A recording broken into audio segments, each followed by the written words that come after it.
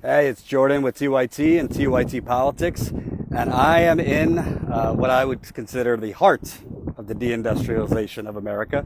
We're in Lorain, Ohio, which is about a half hour from Cleveland.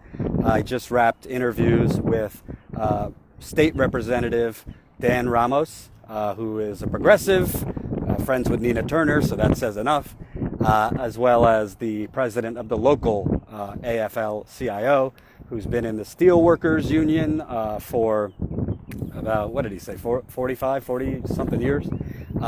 And where we are right now is an old mill. So you see over here some pretty old curmudgeon-y mills, a little railroad sign. And then over there is where probably 20 years ago you had a vibrant steel mill with over 12,000 people were employed here. And then, like so many other areas, the jobs were outsourced. The steel worker that I talked to talked about China and their steel dumping, which is essentially dumping shitty steel and on America, which took the place of people who used to earn a living over here. I think they told me at the heart of it, it was 12,000, 13,000 workers, and a year ago they had another round of layoffs, which was about 1,200. It's pretty decrepit, this area, Lorain. It's as Emma and I were driving, it's literally like your tire could blow out at any second because the roads are nothing but just totally not paved. Giant potholes. It's really like being on a bumper car driving, even if you're driving slow. The roads are just shit, for lack of a better word. The actual town and city is there's no other way to say it but a ghost town. Very depleted, buildings, very old. You see on the walls of the buildings, they're just degrading and decrepit. The interviews I did, they described the town. People have moved out of here, like so many other areas, but the people left here are just struggling. And the union workers, the union worker I spoke to said, we did what they're telling us to do. We went back to school. We got retrained. We got trained on new manufacturing jobs and skills. Where are the jobs? They still have no jobs. And the union worker I spoke to basically said Republicans have decimated the unions, but Democrats haven't exactly been championing unions either. But it's just, there's no other way to put it. But when you're out at these places, I mean, look at this. They told me at any given time there might be 50 people now working here. It's pretty much, it looks like one of those alien movies after the world ends. A lot of these areas, it's decrepit, and the people are struggling. And the jobs, you hear from politicians and status quo Democrats, retrain, and you got to get with the jobs of today and the future, the new economy. These jobs aren't coming back. But when you're here, you really get to see the face of the lack of concern for humans and families. I think a lot of these people that we've been speaking to feel like they were used and looked at as just numbers on a balance sheet, numbers on a spreadsheet. And there wasn't a lot of concern for actually the fact that these people are humans and need to eat and drink and, support families. A lot of these people don't have the luxury of going to retrain because they have to live right now. And we talked about also the domino effect when you have all these union workers with families and kids getting laid off. When you have workers in general getting laid off, they can't save money for college. So then their kids go to college, and you start with the student debt, and students get hundreds of thousands of dollars in student debt, and before you know it, they can't be productive members of the economy or do what they want to do because their whole life after college, or if they graduate, is trying to repay that debt. And it's a generational struggle, as they put it.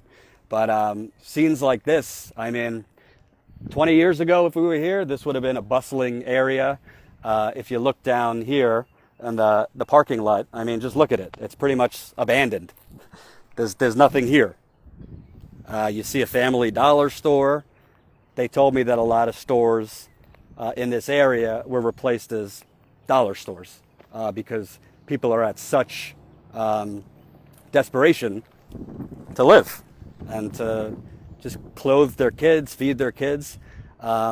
It's depressing, I'm not going to lie. And Emma and I were talking when we interviewed these two people, both very nice gentlemen, but you really get a feel for the fact that they've just been beaten down over and over and over again by politicians, by corporations. It's just, I think one of them actually said, when you've been beaten down so much, whether it's a union member or otherwise, and you keep getting squeezed to do more but get less, it opens you up. It makes you more open to a message from someone like Donald Trump. And you overlook the loony parts of him and the racist parts of him because you're just desperate for things to get better. The sign in the union hall we're bring jobs back now. So it's depressing. I mean, we're trying to spotlight what's going on in these areas and what it used to be like and what it is now. We're also going to try to cover some things that might be a little bit more hopeful, but there's no spinning what this is. This is essentially abandoning middle-class workers. I mean, if you just look at it, it looks, I mean, everything is corroded. It's brown and looks like I wouldn't touch any of that. And I saw this in Altoona, Pennsylvania yesterday. Old railroads that used to be vibrant now look, kind of like they're just falling apart. It's sad, but it's also a good thing to show you and put a spotlight on. And hopefully we get a lot of coverage of what we're doing because this is kind of what Bernie talked about, that the middle class has been decimated. And although politicians toss out platitudes, most of them don't come down here where we are right now. They live in their bubble in D.C. When they're campaigning, they might come for a photo op, but they're so removed. You look at Hillary Clinton, Donald Trump, all of them. They're so removed from what average people are dealing with. And also, I think from a human point of view, from a psychological point of view, when you're a worker just a person living in these areas and you've been fucked for so long, you kind of, at a certain point, you're tired of fighting. You kind of settle into your situation. One of the guys I talked about phrased it better, but you lose a lot of that fight. And I've met very strong union members in other parts of the country that said the same thing. It's like they've been fighting for so long, and it's like at a certain point, you just lose the fight. It's like you could be physically sick, but you could also be like just mentally drained. And I think we're seeing a lot of that from the people we interview. So we're going to keep going.